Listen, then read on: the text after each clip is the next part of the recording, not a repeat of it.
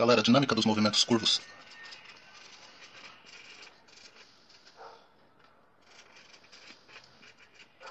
A gente inicia com o seguinte, uma trajetória, então curvilínea, e um objeto aqui, corpo então sujeito a uma resultante R. Por acaso eu desenhei a força resultante horizontal. Eu não costumo usar muito a letra R apenas, eu prefiro FR para resultante. E a gente decompõe essa resultante.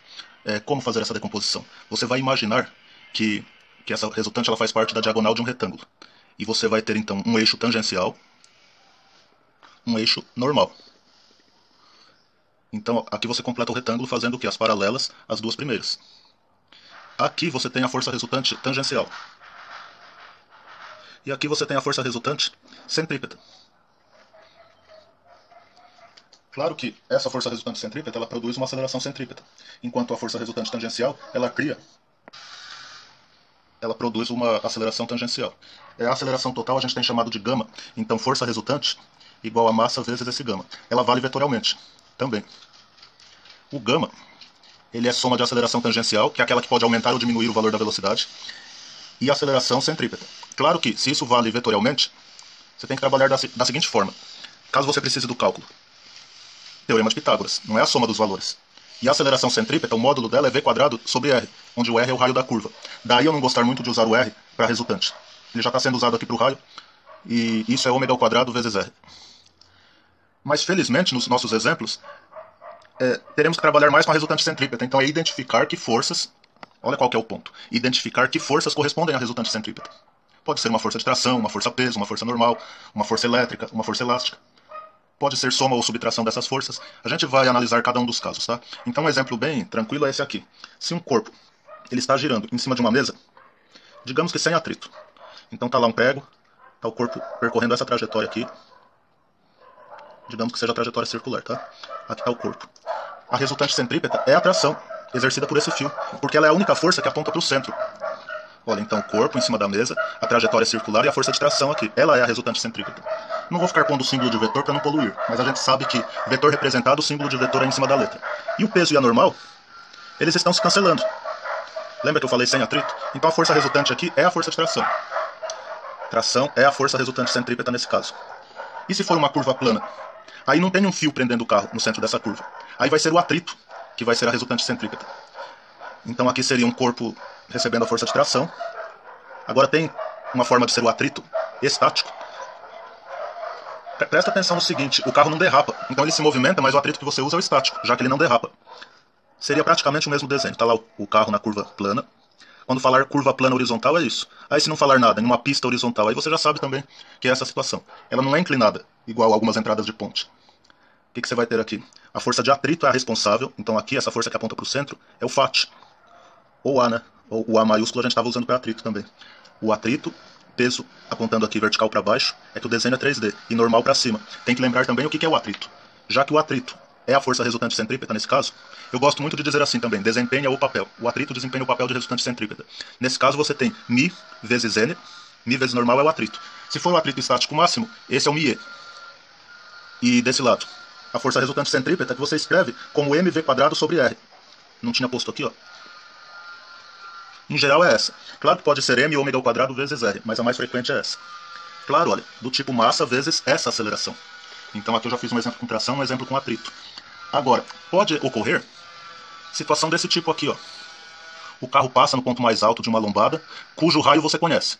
E aqui eu exagerei, claro, para visualização. Ou ele passa pelo ponto mais baixo de uma depressão. Quando o carro passa nesse ponto mais alto, as forças atuando sobre ele são quais? Peso, normal. Só que a força normal, eu tenho que desenhar ela menor, porque a resultante tem que apontar para o centro dessa curva. Então a resultante centrípeta, nesse primeiro caso, ela é peso menos normal. E aí você desenvolve. No geral se pede a normal n. Existe uma velocidade limite para o carro nessa situação. Se ele passar muito veloz, ele decola nesse ponto. É quando a força normal vale zero. Agora nessa situação aqui, no ponto mais baixo da depressão. Mas ele vai passar por ela, vai ficar bem. O peso é para baixo. A normal é para cima. Normal vai ter que ser maior que o peso. O hábito de pôr o símbolo de vetor é o mais correto, tá? É que aqui vai poluindo muito o desenho. Quando vai para conta não, aí não põe o símbolo de vetor. Para a parte da depressão aí, a gente tem normal menos peso como força resultante centrípeta. Claro, aí ele pode passar com a velocidade que quiser, não há o risco de derrapagem, nem da normal ser nula, tem que haver normal. E no caso dele parar em qualquer um dos pontos, aí sim que a força normal tem o valor da força-peso. Ou aqui no plano horizontal. Então essas curvas já são no plano vertical. Já está mudando a história, que era plano horizontal. Dá para falar também sobre o globo da morte. Então aí é a velocidade que ele tem que ter para conseguir passar lá em cima. No caso aí, geralmente é uma moto. O que a gente vai ter aí nesse ponto mais alto? Para que ele tenha a velocidade mínima, a força normal só pode ser zero nesse ponto. E aí a força resultante é a própria peso. Para todas as outras situações em que exista uma velocidade maior que essa limite, existe uma força normal. Então aqui no globo da morte, a força resultante centrípeta, no geral ela é peso mais normal. Na situação limite, a força normal vale zero. Então tá aqui o globo da morte. Falta falar então da curva inclinada. Tem aquela pista, pessoal, que ela é igual a borda de um prato.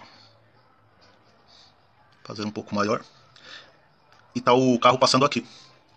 Ele vai fazer trajetória por aqui, ó. Aqui eu desci muito. Tem que imaginar 3D aqui, não é um cometa não. Depois ele vai concluir. As forças atuando sobre o carro são peso e normal. E a soma vetorial dessas duas está dando uma resultante centrípeta. É o que eu estou pondo aqui em vermelho. Então a soma vetorial do peso com a normal, olha como que muda de uma situação para outra, é a força resultante centrípeta. Tem mais a respeito dessa figura. Essas curvas são projetadas para que o carro faça a curva sem a necessidade do atrito.